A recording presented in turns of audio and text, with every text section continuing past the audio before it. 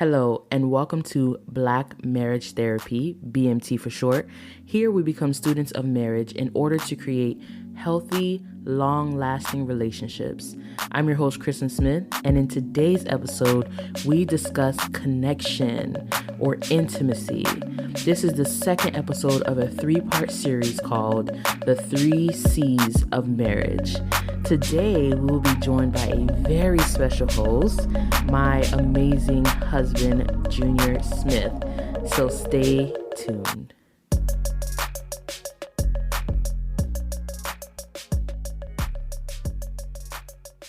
Esther Perel is a psychologist who has done research in love and desire and intimacy. And in one of her speaking engagements, she said this, and I wanted to share it with you guys because it's relevant to our topic today. The topic header is called connection, but connection is intimacy. So that's how we're going to be referring it to. But she says this: for the first time, we are a lot freer, but also a lot more alone. And now one particular word is going to change its meaning radically, and it's the word intimacy. In most of the world, still today, intimacy generally means that we share the vicissitudes of everyday life. We milk the cows, we feed the children, we deal with the droughts, we deal with the floods. But today, in our Western culture, intimacy is into me see. And into me see means that when I talk to you, you better look at me in my eyes and no clicking away. When I talk to you, intimacy, what is it that you're going to see? I'm going to share with you my most deep assets, my hurts. They are my feelings, my worries, my anxieties, my aspirations, my dreams. Intimacy means that I will open myself up to you to invite you in. What Esther Perel is discussing in this snippet here is what we're going to be taking the time to talk about today, which is intimacy. As she said in the beginning, I think it's very interesting that although we are connected more than ever in this world through social media, through all of our versions of technology, there is overwhelming amount of research that shows that people are more alone than ever. Why is it that people are being seen and yet not being seen? I'm not trying to be deep or convoluted, but there is something missing, right? We can share our lives on social media and connect with people, but there is something that is different about a deep, intimate relationship that makes you feel seen and connected to a person in a different way. And that is what I want to talk to you guys about today, intimacy. Before Junior joins us, I just wanted to take a moment to give context about the conversation that we're going to have, just give some foundation, some definitions, and then we're going to bring Junior in another section of the podcast. So he's definitely going to be joining us. He's definitely going to bring his fun, interesting perspective. But I just want to take a little bit of time to give foundation and context to intimacy. The first thing I want to discuss is the fact that intimacy is not just reserved for romantic relationships. Often when we say intimacy, we think like marriage and relationships and closeness, but usually we have already experienced intimacy in other forms of relationships. We may not call it intimacy, and we may say closeness, like I'm close to this person or things like that, but really at its core, what it is intimacy. And the reason why we can't reserve it just to romantic relationships is because every human being needs intimacy. So it would not be fair for us to say, oh, only if you're in a romantic relationship, that's when you gain intimacy. Most people have had intimacy already with their parents, siblings, close friends, things like that. They have had intimate relationships, even though that's not how we refer it to. There's this book that I'm reading for class called God Attachment by Tim Clinton. And in the book, they were discussing a research study at Dartmouth Medical College talking about a connectedness.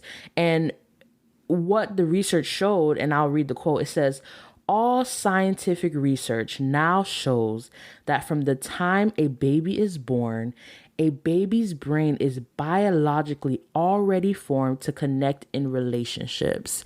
This is something that is foundational to human beings.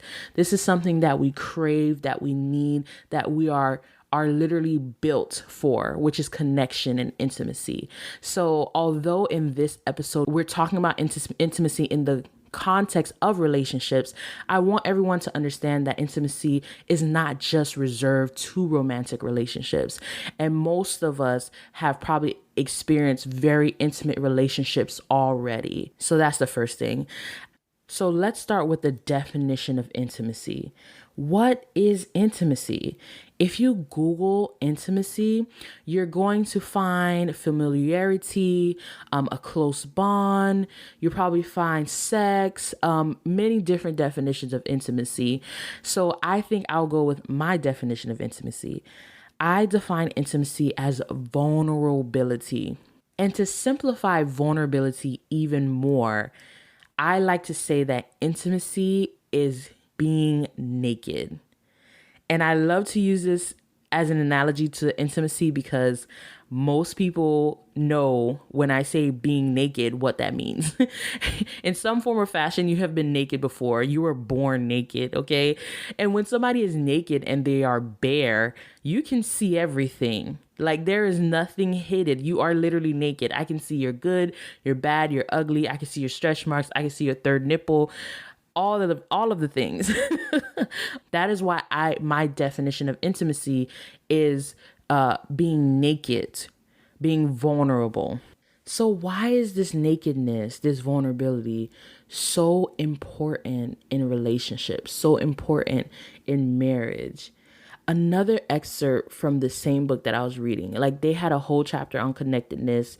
It was amazing. But another thing that the author wrote, he said, we are hardwired as human beings, truly created and programmed to long for deep, lasting, and satisfying relationships. Now, that whole quote in itself speaks volumes, but the thing that stood out to me was the deep.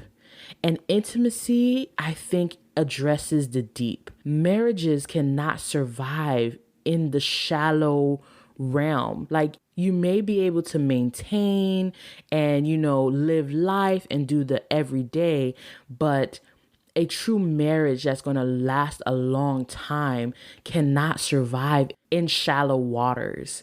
That deep connection is absolutely necessary. And I think that's what intimacy brings. Getting naked in front of your spouse and being vulnerable with them is how you build closeness. It deepens the relationship. The vulnerability itself draws you closer to one another. And that closeness is what creates the bond. And that bond is inexplicable. It's something that transcends the natural. And I think this is why it's so necessary as a foundation in any relationship, as a foundation, especially in marriage, especially for this commitment that you want to last a long time. If you think about somebody that you are truly connected to, somebody that you feel like you have an intimate relationship, maybe it's not a spouse, maybe it's a friend, maybe it's a parent. Think about the bond that you have with that person. It's not something that you can just say with words. It's something that transcends the natural. It almost like you connect yourself to a person. And I'm sitting here trying to explain it and I'm having a difficult time. But that is what intimacy is. And that is why it's so important in marriage. So we briefly discussed what is intimacy and why is it important to marriage? But what does intimacy look like? I would break down intimacy in relationships to three forms. That is physical intimacy, and that is the physical act of getting naked with someone. You take your clothes off, usually you have sex, you touch, all those physical acts, right? That's physical intimacy. Another way that we express intimacy, or what intimacy can look like in a relationship, is emotional intimacy. And emotional intimacy can be a myriad of things, but I will narrow it down to safety, trust, and freedom in a relationship. And the last way I believe that we experience intimacy in relationships is spiritual intimacy.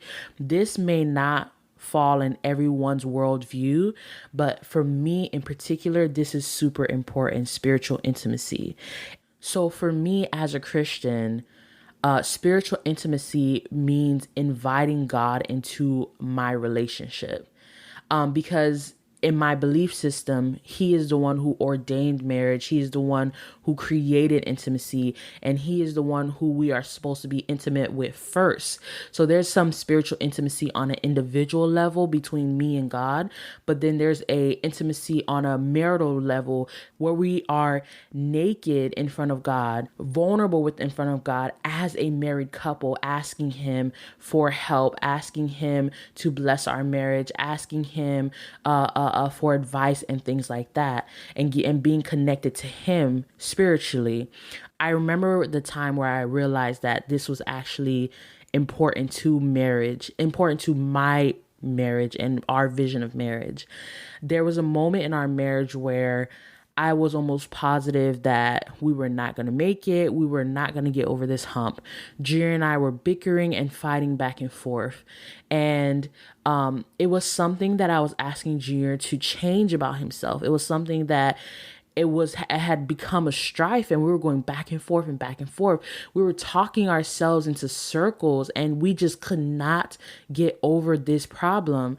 And I was asking Junior to make this change. And I remember thinking to myself, okay, well, I guess my marriage is over because I cannot stay in this relationship with it being this way. And before I decided to give up, I said to myself, okay, I'm just going to pray about it. And I prayed about it, and the situation didn't change. The situation did not change, but I left with peace. I left the problem in God's hands, and I did not argue. I did not bring it up. I did not do anything. I just left it in God's hands. I asked him to handle it, and I left with peace. And I think maybe a week later or so, Jiren came to me with an epiphany, like, oh my goodness, this is what I learned. This is what I understood about what you were saying, and this is what I'm willing to change, and how we can grow and stretch and all these different things. And it was funny because he thought it was his idea, and he didn't know that I was praying on the other end, like, God, please open this man's eyes. What I learned from that situation, there is a part of Junior that I cannot touch.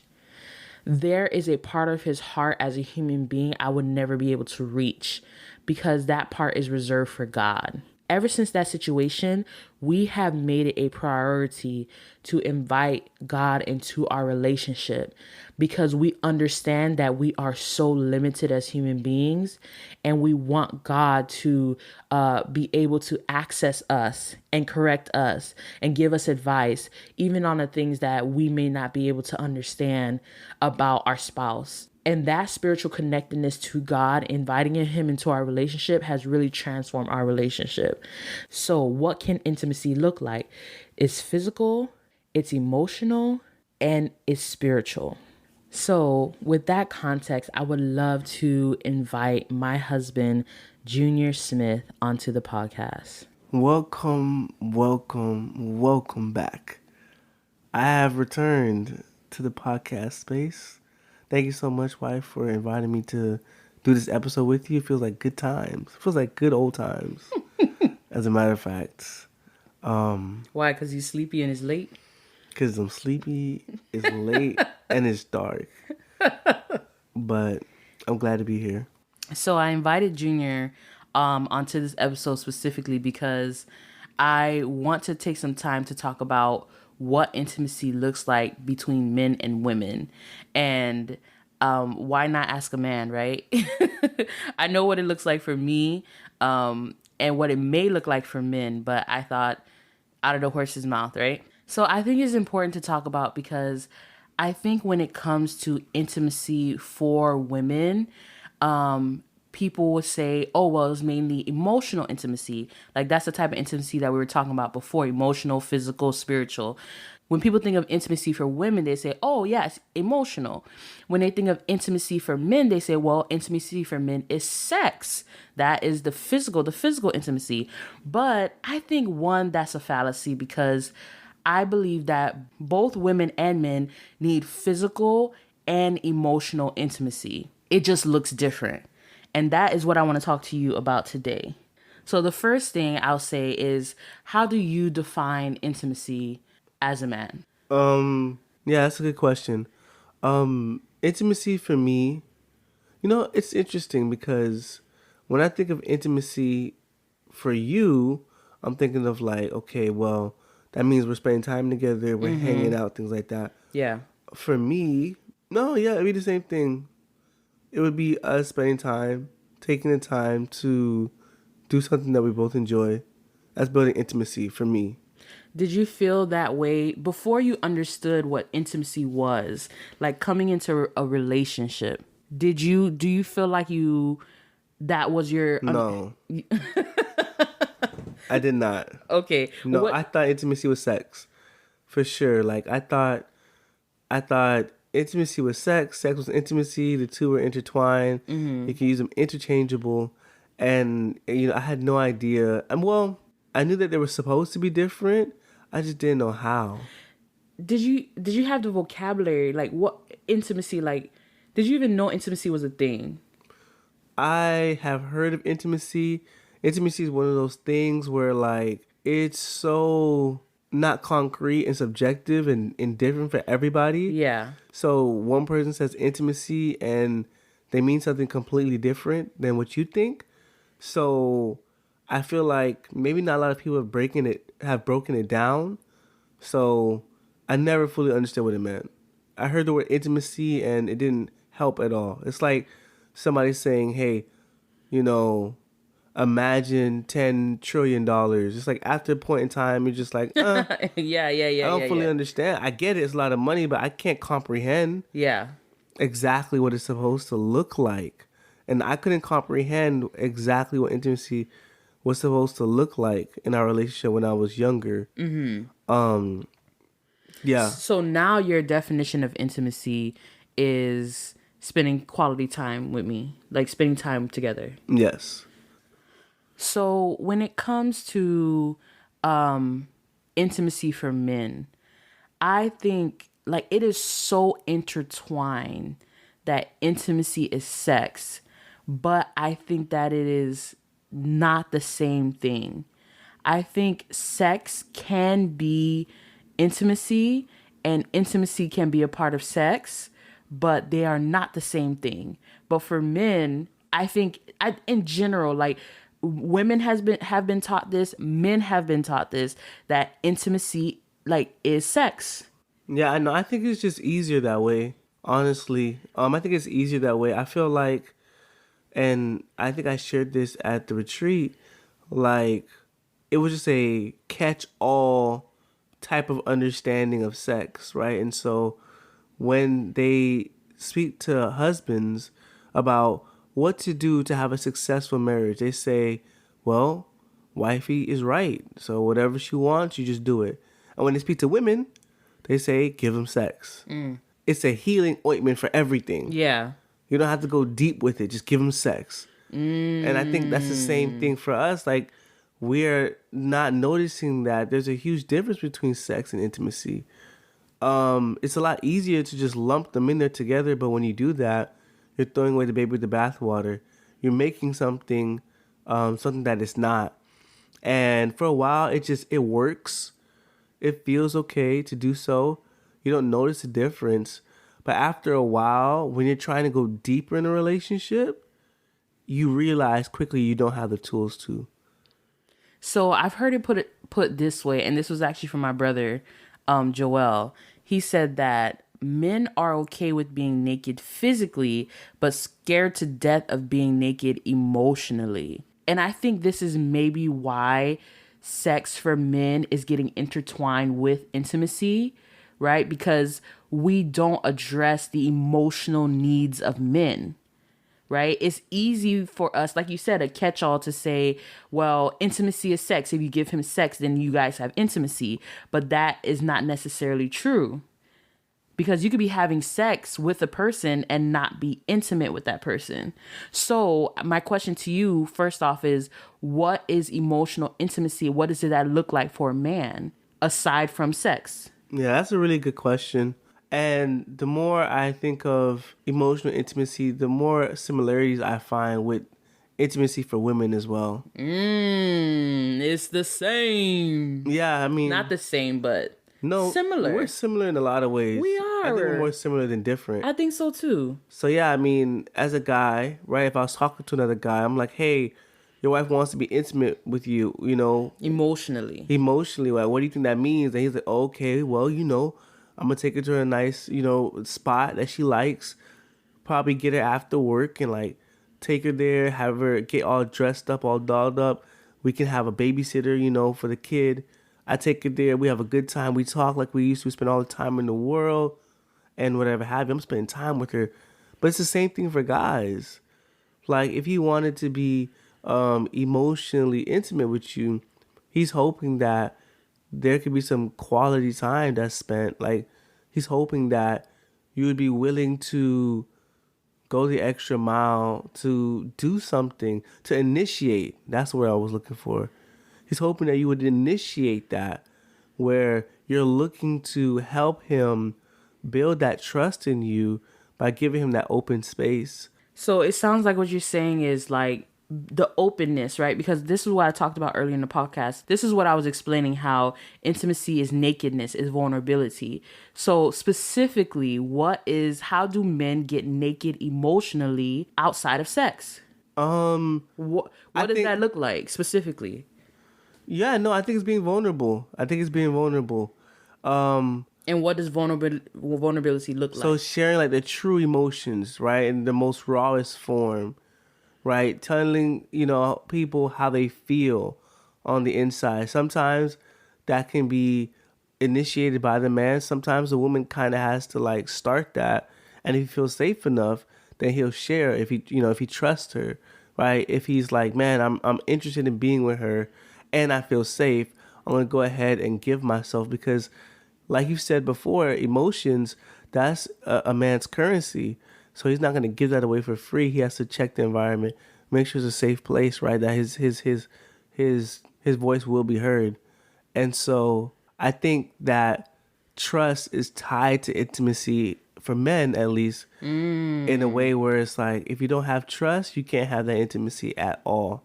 You have to have that trust, right? In order for them to feel free to be vulnerable. I think after a while of knowing, right, that they can trust you, I think they'll open up by themselves. Yeah. They'll do it without you having to like prime them or initiate, right? But it takes time really for a guy to realize like, hey, I need to be open and honest, because honestly, we don't feel like there's a space for that, especially black men. Like we don't feel like there's a space for that. We feel like nobody wants to hear it. It's not beneficial, right? It's not gonna bring about any kind of good stuff, especially if what I think in my mind is like different from what you think. So from a young age, we're told to swallow our emotions and not show emotions, or that nobody wants to hear the emotions. Yeah. So they're dismissed, and so it is a learning process to understand, hey, don't ignore your emotion, number one. Swallowing your emotions is only going to kill yourself faster. Number two, you have a safe space to share that emotion. And number three, you can do so, and in doing so, you're building intimacy, you're building connection, you're building a bond with your spouse. It takes a lot. So how does a lack of emotional intimacy wane on the relationship for men? Do you feel like a man could survive in a relationship without emotional intimacy, but there's still physical intimacy? So like there's sex, it's consistent, it's frequent, but there's that lack of trust. There's not a lot of security, but your physical needs are being met. Do you feel like it's higher? Your need for physical intimacy is higher than your need for emotional intimacy. It's been done before. I think it's all, based on our social conditioning. Men plenty of times have chosen to not be emotionally intimate with their wives, but can still have With sex your wife, you're not but emotionally still have sex with them, what? and that be enough. Yeah, for sure. Like I just explained to you, like a lot of dudes didn't even know that's part of the package when it comes to being married. They didn't even think it was on the table. Yeah. They really thought it was just sex. Yeah. So now you're telling them, hey, we can't do the emotional intimacy, but we can do the sex. You're like, oh, okay, no problem. Back to square one. That's what I thought it was in the first place. So a lot of us are conditioned that way anyway. So it's definitely possible for the marriage to continue with a lack of emotional intimacy on behalf of the guy. And he may not even realize that it's lacking. But I think this is where the conflict happens when sex and intimacy is intertwined and there's no differentiation. When sex goes away for men, intimacy goes away. But it shouldn't have to be that way because there's situations in marriage, for instance, having a child, grief, so many different instances in a relationship where sex may not be available as frequently as we would like it. That doesn't mean that the relationship is thrown away. If we're working on our emotional intimacy, we should still be able to get close and feel connected even though we're not having sex. And this is why I think it's so important for men, especially, to talk about this more openly when it comes to sex and intimacy and differentiate the two. Because they have to be able to understand that in your relationship, when sex is not available, hopefully you can still connect to your spouse. That shouldn't be your only avenue to connection. Yeah, no, I mean, you're absolutely correct. You're correct 100%. When you believe the only connection that you need from your wife is the physical sex connection, when you prioritize that as the end all be all, then you make sex something that it's not supposed to be. You take it out of its box of where it functions. Yeah. And now it's doing everything. Now it's working. Solving all the problems. Solving all the problems. Yeah. I was working overnight shifts. It's working time and a half. It's doing all these things that's not supposed to be doing. It's confirming that she really loves you. It's making you feel better after a hard day at work. Yeah. Now it's being used and abused in this way that it was never created or designed to function. And that's when it becomes adulterated, I think. And that's when you see people, or dudes mainly, they got like these hard, fast rules on sex, not flexible at all when it comes to sex, because they need it. It's air at this point. It's doing so many things at once. It's oxygen. So when you cut that, he just does not know how to get the rest of that stuff. Like, he doesn't know. It's like a train, right? Coming in with all the supplies that you need. And there's only one route. And once you block that route, that's a wrap. You're not getting no water. Yeah. You're not getting no wood. Yeah. It's a wrap, right? Because I think what's interesting is that, like, part of sex is intimacy. Like, men, you guys are gaining some type of intimate connection with your spouse, right? Because it's not just a desire. There is a physical desire, obviously, but that physical desire is also fulfilling that connection desire. So it is doing some of it, but it can't do all of it. And we say to men that it's going to do all of it. Just keep having sex and it's going to do all of it. But that's not true. No, I had to learn that myself, and now what I'm doing and what I want every man to hear me on, and if there's nothing you took away from this conversation, practice emotional intimacy. You can have both. You can have great sex. You can also practice emotional intimacy. It doesn't have to be a backup, you know? As a matter of fact, the emotional intimacy is first. Like, now that I'm seeing it for what it really is, the emotional intimacy is so important. there's gonna be a time where we stop having sex. Like I know Hopefully that. when we're really old. Yeah, when we're really old. No, not now. Not now. But I want to make sure that I've put enough time in building my emotional intimacy with you where when that time happens, we're good to go. Yeah. Imagine, right? An older couple stop talking because they stop having sex.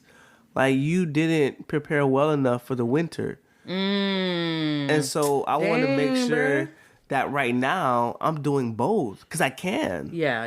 Right? Because I can. So Yeah. So I want to touch a little bit on intimacy for women. Like I said before, we often think when we think of intimacy for women, we think of the emotional intimacy. And I think it's very true. And generally speaking, I would say that most women need emotional intimacy more than physical intimacy. There are obviously high libido, high drive women, high sex drive women who need, have a high need for physical intimacy, sex. But most women, it's the emotional intimacy. And for women, emotional intimacy is security, is safety, is feeling like I can trust this person. It's kind of the same as men, like you were saying. It's trust. a lot of similarities. There's a lot of similarities, and it's that security and that trust and knowing that you can be free with this person, that this person has your back, that they love you, that they're not trying to cause harm to you. No, yeah, I think partnership is like the best term for that. All of that you just said is basically a partner, somebody that's trying to build you, not cause harm to you, someone you can be yourself with, someone who shoulders some of the burden. That's a partner. But I would say mainly what that is consistency.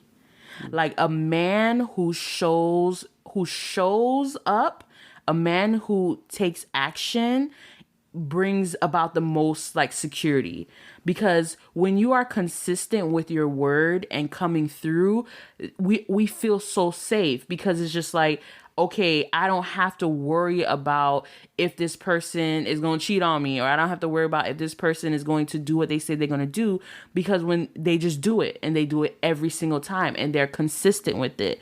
And that really truly brings a sense of security for women, that emotional intimacy. But I have to highlight that women need physical intimacy as well, right? So we're talking about for men how men need emotional intimacy. Women need physical intimacy. A lot of what women need for emotional intimacy is what's necessary for us to be physically intimate. Like, we need to feel that safety before we can just physically give ourselves to you. Not in all circumstances, but generally that's what is necessary. We need to feel safe and secure way before the panties get dropped.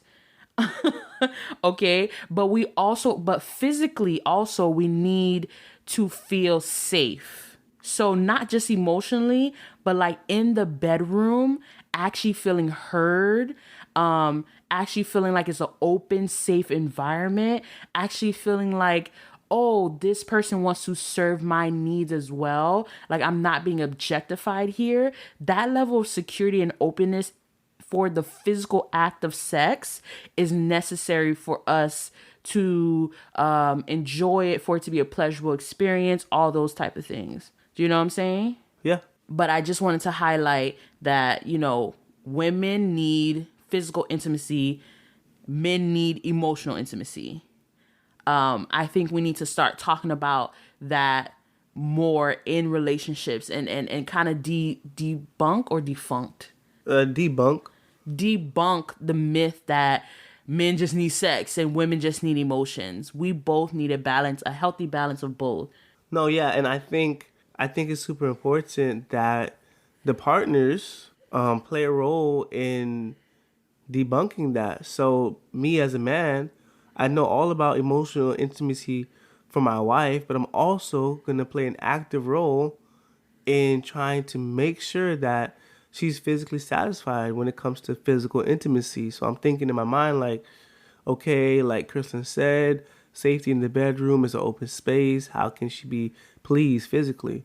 And you, in your head, you're thinking, okay, sex is important, but also Junior needs emotional intimacy. Yeah. So you're initiating those conversations. Yeah. Right? And Yeah. so creating a safe place for you to be emotionally intimate, and you creating a safe place for me to be physically intimate. Yes. Yes. I like that. I think that is a great way to end off. What do you think? Yeah. Okay. So I just want to thank Junior for being a guest speaker, guest host. I guess now you're like a guest, like you're like a guest on the podcast. It's so weird because you're like always like hosting, but now you're like a guest. But I just want to thank you for coming to speak on this topic. Yeah. It's kind of weird. I'm a resident host, This is... A resident host? We did this together for a year. So many Yeah. episodes. Yeah. But it does feel nice to be a guest. I like it. To end, I leave you guys with this quote by Taylor Jenkins Reid. Intimacy is about truth. When you realize you can tell someone your truth, when you can show yourself to them, when you stand in front of them and their response is, "You are safe with me," that's intimacy. Thank you all for tuning into Black Marriage Therapy, BMT for short. If you haven't yet, follow us on Instagram and Facebook at Black Marriage Therapy. Thanks again for listening, and see you again next week, where we'll be discussing the third C of marriage, which is communication, which is the final episode for our series, the 3 C's of marriage.